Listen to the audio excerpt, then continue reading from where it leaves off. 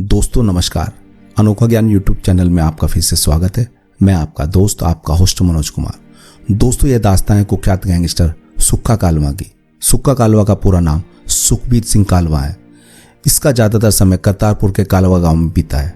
इसने अपना प्रचलित सरनेम कालवा अपने गांव के नाम पर ही रखा है। इसके पिता का नाम सुदर्शन सिंह और इसकी माता का नाम हरजिंदर कौर है। दोस्तों इसके माता पिता दोनों ही एनआरआई हैं। सुक्खा पर 40 से ज़्यादा आपराधिक मामले दर्ज है, जिनमें से 2 हत्या, 7 हत्या के प्रयास और 8 लूट के मामले दर्ज है। दोस्तों आज हम इस वीडियो में आपको कुख्यात गैंगस्टर सुक्खा कालवा की लाइफ स्टोरी के बारे में बताने जा रहे हैं। इससे पहले दोस्तों यदि आपने अभी तक हमारे यूट्यूब चैनल अनोखा ज्ञान को सब्सक्राइब नहीं किया तो प्लीज़ सब्सक्राइब जरूर कर लें और बेल के बटन को प्रेस करना ना भूलें ताकि आपको हमारी वीडियो की नोटिफिकेशन समय समय पर मिलती रहे। तो चलिए दोस्तों शुरू करते हैं।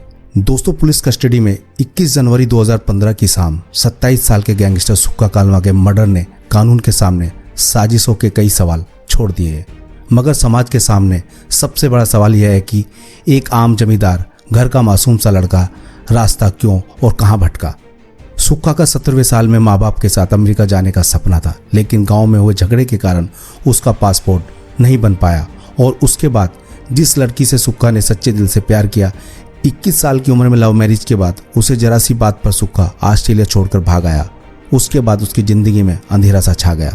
दोस्तों सुक्खा जिन्हें दोस्त समझकर पालता गया वो दुश्मन बनते गए। जेल में बंद पड़े बड़े भाई की मौत के बाद माँ बाप का दर्द समझा। सोचता था अब संभल जाएगा, मगर वक्त कब किसके काबू में रहा है। सबक यही है, वक्त ने संभलने के मौके तो कह दिए मगर यार ही दुश्मन बनते गए। दुश्मनी ने उसे जीने नहीं दिया। दोस्तों पूरे 24 साल बाद 2004 की सर्दियां मानो सौभाग्य जगा कर आई। सुदर्शन सिंह और बीवी हरजिंदर कौर को अमेरिका का वीजा मिल गया था। दोनों बेटे जवानी की दहलीज पर थे। बड़ा तेजिंदर सिंह सोनू 18 पार कर चुका था, वह नहीं जा सकता था। छोटा सुखबीर सिंह सुक्खा भी 17 का ही था।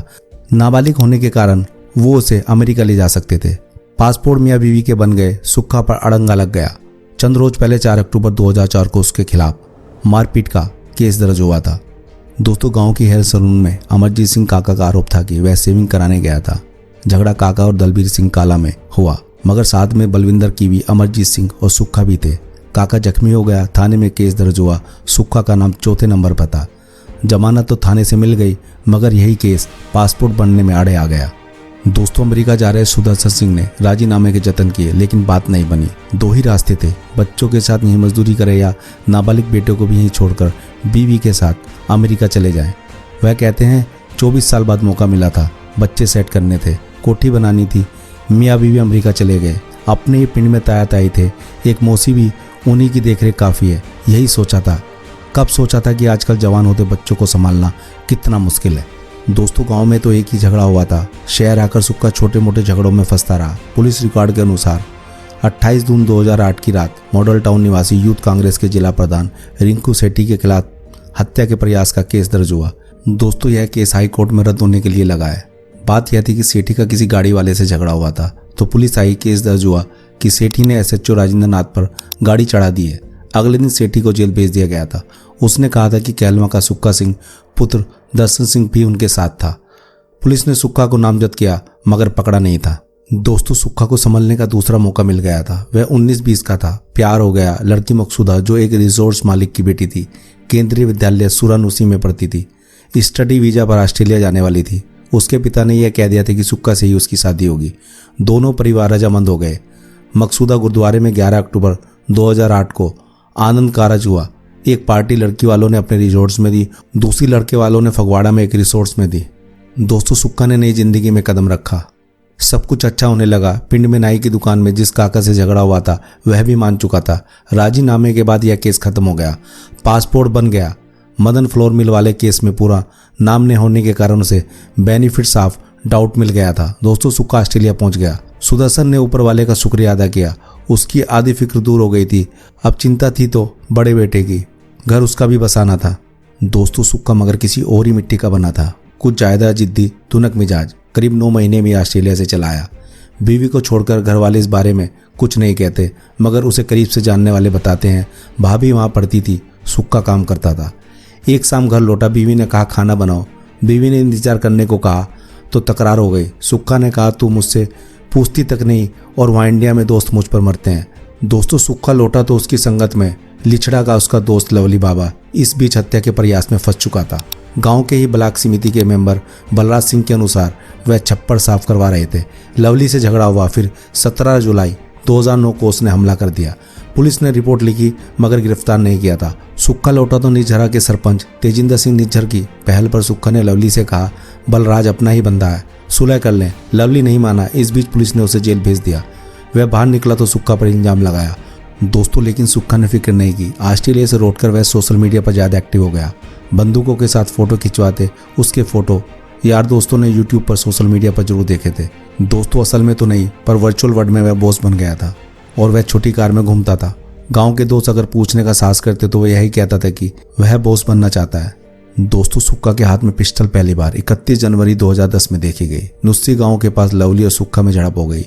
लवली के साथ ज्यादा आदमी थे, सुक्खा के पास सिर्फ एक दोस्त था। तब सुक्खा ने पिस्टल दिखाई तो लवली और साथी भाग गए। मंडीर में तरह तरह की बातें फैली। किसी ने कहा आज तो सुक्खा बच गया। दोस्तों अगली शाम लिछड़ा के सरकारी स्कूल के जिम में लवली कसरत कर रहा था, वहीं पर उस पर हमला हुआ। बेसबॉल बैट और तेजधार हथियारों से 2 फरवरी को डीएमसी लुधियाना में वह चल बसा।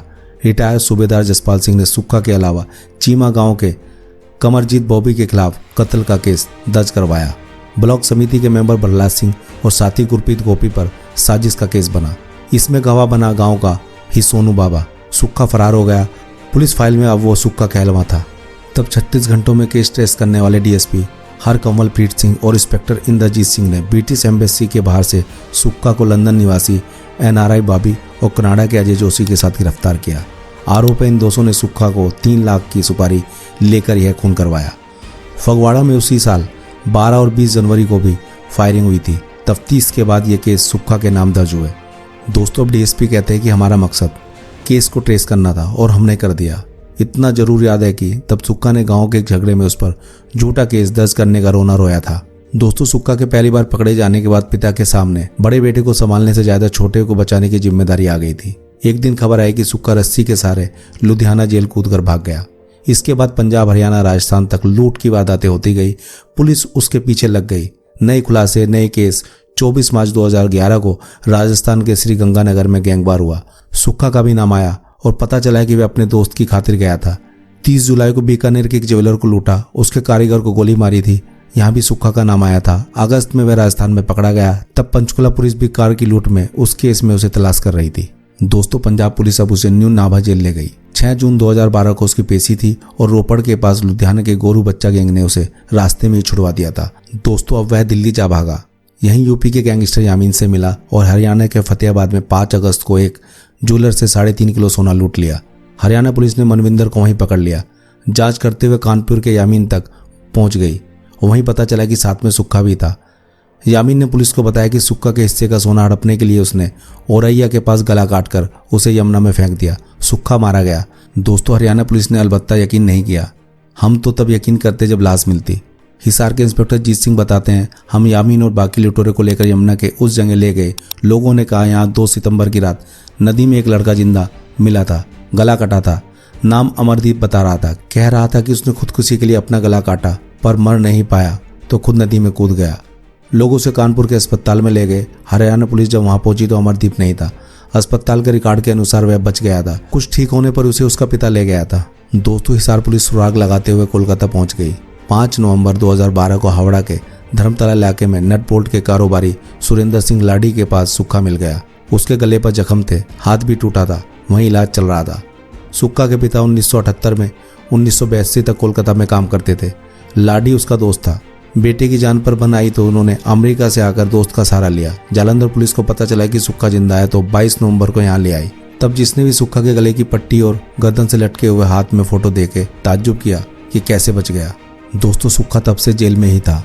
अभी 18 केस कोर्ट में थे। वैसे करीब 40 केस दर्ज हुए थे, इनमें से 2 मर्डर, 9 हत्या के प्रयास भी। इस बीच 12 सितंबर 2013 को बीवी ने तलाक का केस डाल दिया, यह कहकर कि सुक्खा ने शादी होते ही दहेज के लिए सताया, उसकी जिंदगी तबाह कर दी। सुक्खा वैसे तलाक देना नहीं चाहता था। दोस्तों पुराने दौर के दोस्त कहते थे कि वह यही कहता था कि मकसूदा जैसी लड़की कोई नहीं है। कोर्ट में वह पेश भी हुआ था मगर उसका क्रिमिनल रिकॉर्ड ऐसा आधार बना कि एडीजे आर के शर्मा की कोर्ट ने 18 दिसंबर 2014 को एक्स पार्टी तलाक मंजूर कर दिया।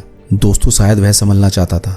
पिछले साल 18 जून को कपूरथला जेल में उसका बड़ा भाई सोनू बीमार होकर चल बसा। उस पर लूट के केस थे। रिश्तेदार बताते हैं कि ये झूठ थे। बड़े बेटे के अंतिम दर्शन करने माँ बाप अमेरिका से आए तो सुक्खा ने दिलासा दिला दी।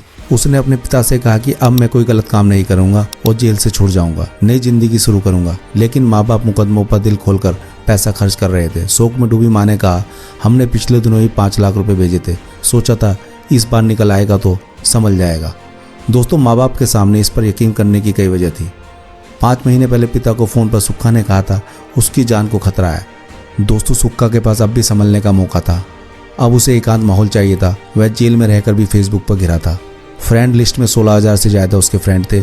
2 जनवरी को न्यू ईयर की उसकी पोस्ट में लिखा था कमिंग सून। ये पोस्ट वह खुद जेल से अपडेट करता था या बाहर से कोई और। पुलिस अफसर 21 जनवरी को सुक्खा के मर्डर के लिए इसकी जांच करवा रहे हैं। अब तक की जांच में तो यही निकला है कि सोनू बाबा ने गोडर को सुपारी देकर सुक्खा को मरवाया, इसलिए कि जेल से निकला तो सबसे पहले उसको ही मारेगा।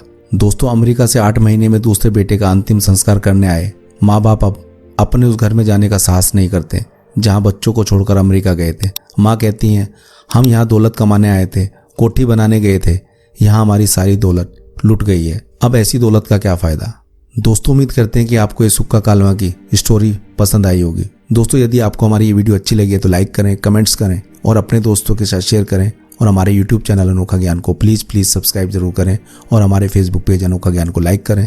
Thank you very much. Keep watching, keep learning. जय हिंद, जय भारत।